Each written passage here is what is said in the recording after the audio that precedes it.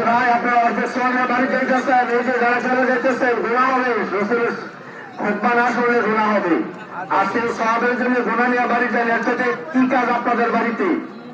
খুতবা শোনার চাইতে রসুল খুতবা দিতেন, সাহাবীরা শুনতেন।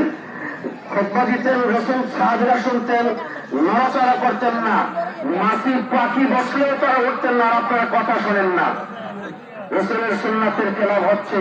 মেহরবানি করে কাজটা কন্টিনিউ করবেন না। আমি সংক্ষিপ্ত ভূমিকা দেবো, সংক্ষিপ্ত।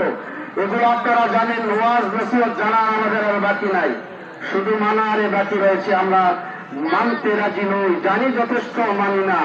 ওই যে দাদা নাতির মতন সারাদিন ওয়াজ শুনছে, দাদা বাড়ির কাছে দেয়া কাপড় উঠাইতেছে, নাতি বলছে দাদা একটু আগে নিজের ওয়াজ করলো যে ফরস্তর করলে কবিরা গোনা হয়, আর আপনি বসেন। আপনাদের খাল আমি সর্ববয় সবার কথা বললেন, বল বল বলছে নাতি 60 বছর ওয়াজ শুনি, ওয়াজ খালের উপরে আর নেই না। আমাদের অবস্থা হচ্ছে ঈদগাহ থেকে বাড়িতে নেই না, মাহফিল থেকে বাড়িতে নেই না, মসজিদের খুব বছর বাড়িতে আমরা নেই না। আল্লাহ রাব্বুল আলামিন